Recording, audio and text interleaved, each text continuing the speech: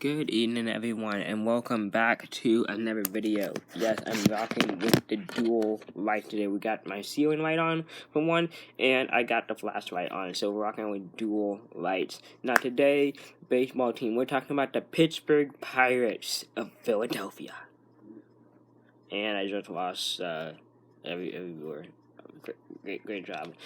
Pittsburgh Pirates fan, you might not want to watch this one. This is going to be pretty sad and depressing, and me remind you of how bad you are. And yes, I'm wearing a wrestling shirt, because wrestling is awesome. Anyway, probably should be doing wrestling videos and wrestling shirts, but nah, we're doing baseball. Anyway, so the Pittsburgh Pirates. And I think the title is going to be like, they are sad or depressing or... Hi, Matt. Hi. What's up? Not much. The one time I closed the door? I'm sorry. I don't care. Matter of fact, not sorry. So what are you going to do?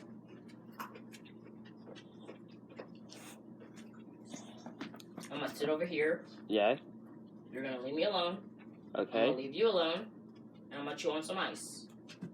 Okay. Anyway, so back to the Pittsburgh Pirates. Okay, and just how sad and depressing their baseball team is, because they are really sad. I mean, they traded away, like, potential Cy Young recipients in Garrett Cole, World Series champions in Charlie Morton. They have also, like, traded... Why do they trade people when they make to the World Series, like Trevor Glasnow and Austin Meadows? That just hit me. But then also, they traded away Josh Bell, like, not even a month ago, because it was like Christmas Eve when they traded him away. So, a couple weeks ago, they traded away, like, their all-star first baseman, so they did that, which is questionable. And now you have to wonder where they're going to go from here. Well, it's sort of obvious where they're going, but how far are they going? Because they're obviously trying to rebuild, and tanking is apparently what they're doing. Because managers in sports, they do it in basketball, and football, and baseball, and every sport. It's like, you know what? If we lose a bunch of games, and we sell out, and we tank, then we're going to get the number one pick in the draft, and we're going to pick this really, really good high school kid, and he's going to come and save us. Well, it works more in basketball. Works more in basketball, because so you have a 30, and what'd that be, 62 record? No, 30 and 52, because they're 82 games. And then you get the top pick. That person, that kid, I don't even know if you can call him kid. It depends on how many years of college they want to play. They could be 19, they could be 20, 21-ish. Come in and they make an immediate impact. Baseball, you can be drafted right out of high school, but they're not going to see the major leagues for a good 2 to 3 years at the minimum. And so what's the point of tanking if this guy can't come in and immediately save you from your awful situation? And just look at it from the fan situation. You really want fans that are like diehard Pirates fans spending their hard-earned cash to go watch a team that's not even only gonna try half-heartedly to win their baseball games, because they know they can get that top pick and load up their farm system.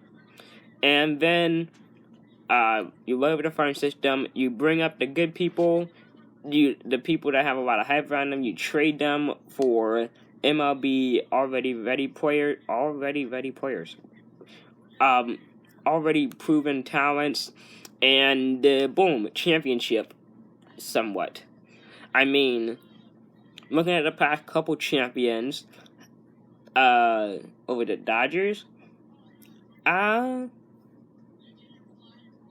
want to say as much. I don't think the Dodgers were ever like Pittsburgh Pirates, Baltimore Orioles bad. But, I mean, they won the division a good 8 years in a row before 2020. And they kept choking in the playoffs. They were never, like, in the lottery. They always made the playoffs. And then Corey Seager, they drafted. or brought up, I want to say, Clayton Kershaw came up through their farm system. Peterson, I think. And Bueller, May, Gonzalez, Jansen. I want to say I don't know if these people were drafted. I just know I know for sure they came up. But Max Muncy is a product of the Athletics. I want to say with Athletics. I mean, he signed with the White Sox. I mean, he didn't have a job for a while until 2018. AJ Pollock was from the Diamondbacks. I'm forgetting someone. Justin Turner from the Mets. And I don't even know if the Mets drafted him or if he came from somewhere else. Okay. I'm forgetting someone obvious. And then Will Smith, I'm pretty sure, came up through the system, like Matt Beatty. So, I mean, that sort of proved the point. You bring up the really good people like Kershaw and Seager. You trade or sign for some really good players that can come up and immediately help you, and boom, championship. Okay, not quite. Boom, we'll get to that in a second. Looking at 2019, I mean, Scherzer, no, wasn't drafted, but he's been with the National forever. Strasburg, I know, was drafted for pick 2009. And then Zimmerman, yes, he's been there forever, like the longest National. Howie Kendrick they brought in, so as well as Jewel Cabrera. Trey Turner, I think he was drafted there. Rendon was brought up at the National. Soto they signed from Venezuela, Cuba, one of those countries. And then Victor Robles, I know they brought up. But yeah, this just sort of Patrick Corbin came from the Mariners or something. But yeah, and I know Adolfo Sanchez was not a National his entire career. So this just sort of brings out the fact of Wall Street that you have to trade or sign some people, bring up your really good prospects, and it's not even a guaranteed championship because sometimes things just go wrong, like the Dodgers year after year after year, losing in the divisional round or the wild card or losing in the World Series twice. So it's not just guaranteed written out, but I think that's what the Pirates are trying to do. So back to the Pirates, I guess that's what they're trying to do, but it's just really bad. I mean, who's next? They traded Josh Bell. If they kept Trevor Glasnow and Austin Meadows, that would go toward their rebuild. They have Brian Hayes. Are they going to trade Adam Frazier? Are they going to trade Kevin Newman, Colin Moran, or... Okay, they have to get a better catcher than John Ryan Murphy. Okay, that just has to be established. I'm not saying my JT Realmuto, but at least a Wilson Rama will be better than John Ryan Murphy. And then, who do they even have? I mean, they just sort of cleared out. I know they got some prospects back for the Josh Bell thing. I guess that's sort of what they have to do. They have to get these prospects, let it go through their system, their minor league system, and then, boom, you come up and everyone's like, oh, now the Pirates are somewhat good. I don't even know when was the last Pirates championship. It's been a while, like 79? Or they lost to the Orioles in 79. 1 of the two. They even won in 79 or they lost in 79? 89, 9, 19, what's that, 42 years? My God. But... what was I gonna say? Oh, their pitchers. Yeah, that's what I was thinking. And then on their pitching side, they have, like, what, Joe Musgrove? Chris Archer, which, I don't even know. They totally lost that trade. Who do they even... Who else? Trevor Williams?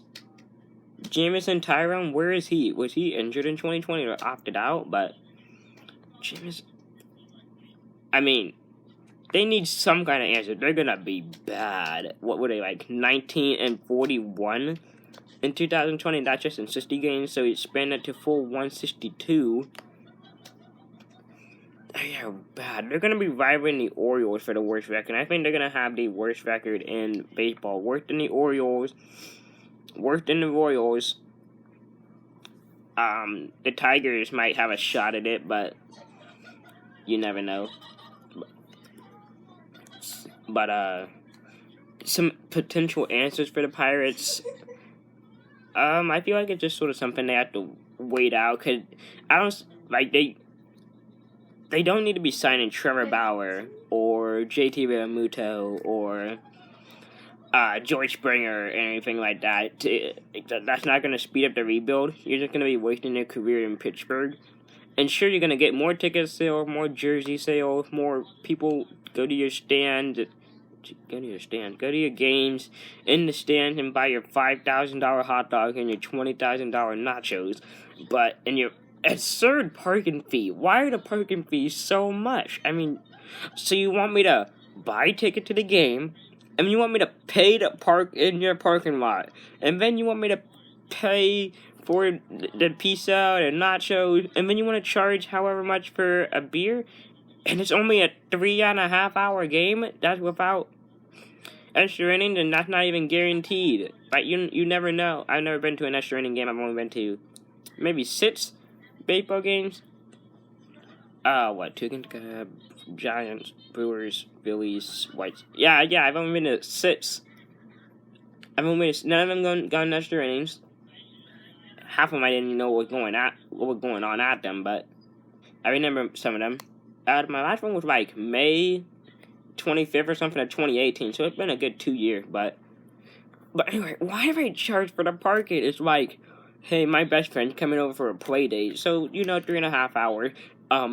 Yeah, friend's mom, I'm gonna have to charge you to park in my parking lot. In my driveway. Cool? And also, I'm gonna charge your kid for the goldfish and the soda we're gonna drink. Okay, not together. You don't drink goldfish and soda together. And then, that's just crummy, in my opinion. I know they're profiting. They want every penny they can, but really, to park?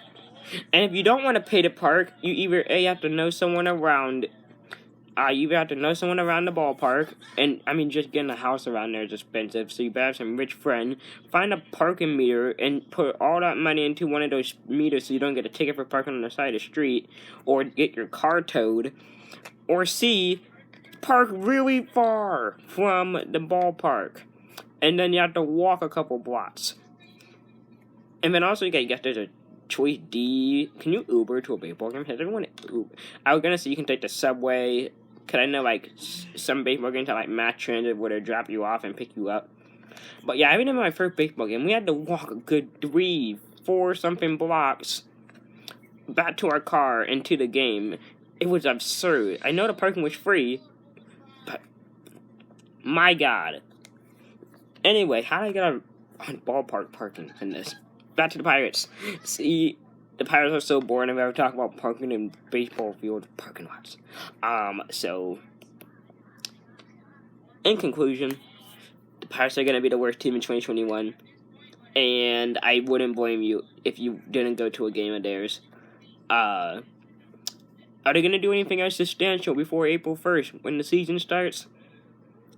Could Adam Frazier be out the door? They better build around Cabrian Hayes, by the way. Just saying, they better build around my man Cabrian Hayes, because I already love Cabrian Hayes. And he'll play 24 freaking games, and his first home run and double was against my Cubs. And I love Cabrian Hayes, okay? But they better build around him like you're building a house or something. In 5 years, I want to see the Pittsburgh Pirates in the playoffs led by Cabrian Hayes, okay? Who's their shortstop? Moran? Newman? I'm forgetting someone, aren't I? I'm forgetting someone real not obvious. Who listened to Pittsburgh Pirates games? Okay, I listened to a few, but I can't pull a whole plethora of players out of my head for Anyway, it's gone on long enough. So, see you guys tomorrow or however our church goes. Bye. Did you ever turn the light off, Mac? What? Did you turn the light off when you came in here? Yeah, why? So I'm glad I turned on my flashlight then, or else I would have been sitting here in the dark for the past 10 minutes. I'm just kidding. Lights on. Lights on. You turned the lights off? It's on. Oh, I thought you said you turned it off. Okay. Well, thank you then.